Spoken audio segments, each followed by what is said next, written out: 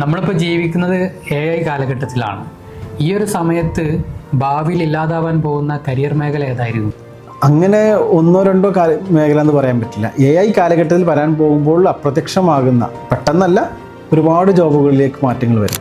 ചുരുക്കി പറഞ്ഞാൽ എല്ലാ മേഖലകളിലേക്കും AI കടന്നു വരുമ്പോൾ പല മേഖലകളും ഇല്ലാതായിക്കൊണ്ടിരിക്കും. എങ്ങനെയെന്ന് ചോദിച്ചു കഴിഞ്ഞാൽ, മുൻപ് കുറച്ചുകൂടിയൊക്കെ വർഷങ്ങൾക്ക് മുൻപ് ഈ ബ്രഷും പെയിൻറ്റും ഉപയോഗിച്ചിട്ടായിരുന്നു ബോർഡുകൾ എഴുതിക്കൊണ്ടിരുന്നത്. അങ്ങനെ ഒരു കാലഘട്ടം ഉണ്ടായിരുന്നു. പിന്നെ മൾട്ടിമീഡിയയും ഗ്രാഫിക്സും അനിമേഷനും ഒക്കെ വന്നപ്പോൾ ആ ആളുകൾ ഇല്ലാതായി, അത്തരം ജോബുകൾ ഇല്ലാതായി. അപ്പോൾ ചെയ്യേണ്ടതെന്ന് വെച്ചാൽ ആ ആളുകളുടെ ജോലി നഷ്ടപ്പെടുമ്പോൾ അവരെന്ത് ചെയ്യണം? ബ്രഷ് പിടിച്ച കൈകൾ കൊണ്ട് അവർ മൗസ് പിടിക്കാൻ പഠിക്കണം.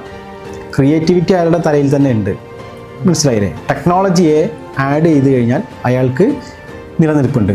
ഇനി വരാൻ പോകുന്ന കാലഘട്ടവും അങ്ങനെ തന്നെയാണ്. ഇപ്പോൾ ഇത് ഏത് മേഖല, ഇപ്പോൾ ഹെൽത്ത് മേഖലകളാണെങ്കിലും എഡ്യൂക്കേഷൻ ഇൻഡസ്ട്രി ആണെങ്കിലും ഇനിയിപ്പം കോടതികളാണെങ്കിലും ഗവൺമെൻറ് ജോബുകളാണെങ്കിലും ഒക്കെ AI കടന്നു വരും. അത് സംശയമൊന്നുമില്ല. അങ്ങനെ വരുമ്പോൾ നമ്മൾ എന്ത് ചെയ്യണം? AIയിലേക്ക് നമ്മൾ മാറണം. അതുകൂടി നമ്മൾ പഠിക്കണം. അപ്പോൾ AI ടൂൾസ് ഉപയോഗപ്പെടുത്തിയിട്ട് എൻ്റെ ജോബിനെ എങ്ങനെ കുറേ കൂടി മെച്ചപ്പെടുത്താൻ വേണ്ടിയിട്ട് പറ്റും എന്നുള്ളത് മനസ്സിലാക്കിയാൽ നമുക്കും ഈ AI കാലഘട്ടത്തിൽ നിലനിൽക്കാൻ പറ്റും.